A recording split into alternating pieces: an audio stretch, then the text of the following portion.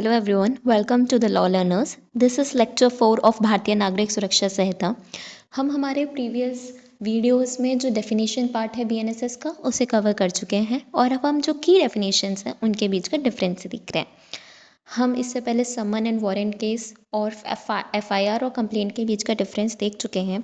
इस वीडियो में हम cognizable case and non cognizable case के बीच का डिफरेंस देखने वाले हैं। तो जो कॉग्निजेबल केस है वो 2G में डिफाइंड है और नॉन कॉग्निजेबल केस 2O में। अब जी ओ आप इस तरीके से इनके सेक्शन नंबर याद कर सकते हैं। मतलब मैं सिर्फ आपको एक हिंट दे रही हूँ, बाकी जो आपके लिए कन्वीनियंट तरीका हो, क्योंकि आपको सेक्शन नंबर तो याद करने ही पड़ेंगे। You have no other choice. मैं सिर्फ आपको कुछ शॉर्टकट्स दे सकती हूँ जो मैंने अभी किया, बाकी you have to remember them. अब मैं आपको एक चीज़ बताती हूँ, चाहे कॉग्निजेबल केस हो चाहे नॉन कॉग्निजेबल केस, इन दोनों को अलग अलग करने वाली सिर्फ एक बात है, वो है अरेस्ट या फिर इन्वेस्टिगेशन। कैसे? इस तरीके से जैसे कि कोई भी अगर केस मतलब किसी भी तरह का ऑफेंस है जिसमें जो पुलिस इंस्पेक्टर है उसको मजिस्ट्रेट से परमिशन नहीं लेनी पड़ती, ठीक है, तो वो कॉग्निजेबल केस है। पर अगर पुलिस इंस्पेक्टर को लेनी पड़ती है, परमिशन लेनी पड़ती है, तो वो नॉन कॉग्निजेबल ऑफेंस है। यही पूरी गाथा है, इसके अलावा और कुछ नहीं है। यही आपको बस यही पॉइंट याद रखना है। कॉग्निजेबल में कोई भी परमिशन ले, इसमें पुलिस वाला ही सबसे पावरफुल है, पर नॉन कॉग्निजेबल में पुलिस की जो पावर्स है वो रिस्ट्रिक्ट हो जाती हैं। अब हम वापस इस पे आ जाते हैं। हम इसमें हमने कहा पुलिस ऑफिसर कैन इसमें हमने कहा police officer can arrest without warrant and in non cognizable police officer have no power to arrest a person without warrant. यहाँ जो पावर है वो पावर क्या है, उसके पास पावर नहीं है, मतलब उसके पास वारंट नहीं है। अब ये वारंट क्या है एक्चुअली? वारंट एक परमिशन है जो पुलिस ऑफिसर को दी जाती है, जो या तो कोई कोर्ट या मजिस्ट्रेट देता है। अब ये permission and even not only for arrest, even investigate करने के लिए भी कॉग्निजेबल में आपको कोई परमिशन नहीं चाहिए, नॉन कॉग्निजेबल में परमिशन बहुत इंपॉर्टेंट चीज़ है।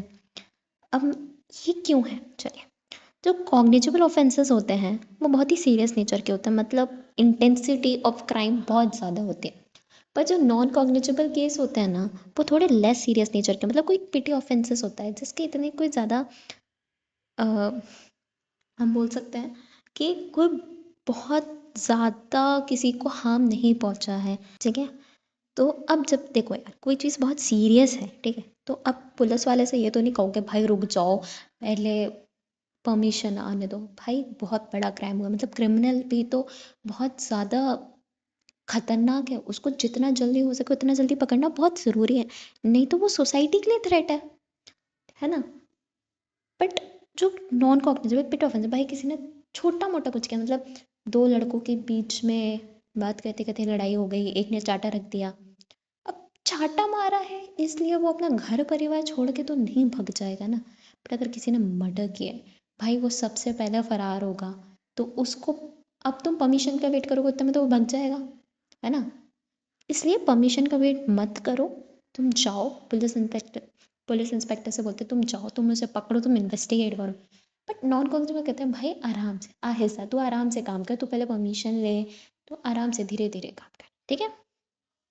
अब जो कॉग्निजेबल ऑफेंस होता है, जब इसको पुलिस इंस्पेक्टर रिकॉर्ड करता है तो हम उसे बोलते हैं एफआईआर, यानी कि फर्स्ट इन्फॉर्मेशन रिपोर्ट, जो कि हमारा 173 के अंदर दी हुई है।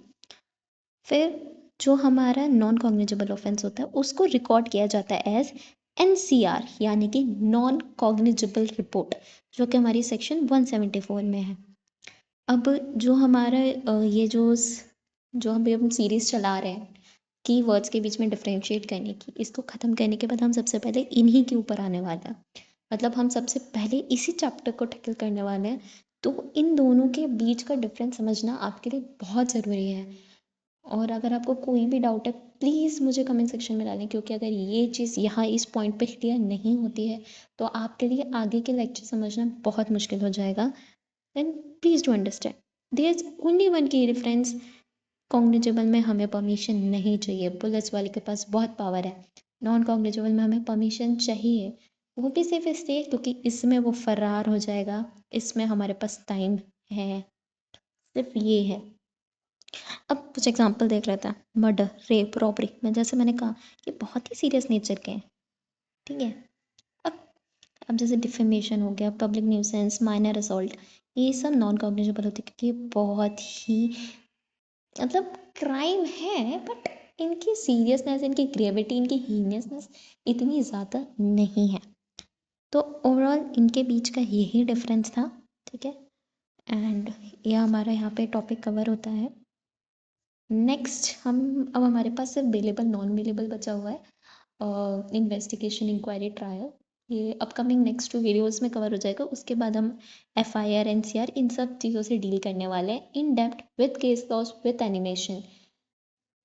तो प्लीज़ डू नॉट फॉरगेट कि आप चैनल को सब्सक्राइब करें, क्योंकि ये आपके पास आ जाएगा।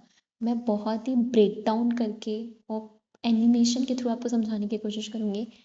अभी इन डिफरेंसेस में ज़्यादा मैं एनिमेशन नहीं लेके आ सकती हूँ, क्योंकि जस्ट की पॉइंट्स ये सिर्फ समझाने के लिए है। बहुत ही रेयर केसेस होता है कि एग्ज़ाम में पूछ लिए जाएँ, ठीक है। I will bring it up in next few days, ठीक है। Till then thank you so much, take care.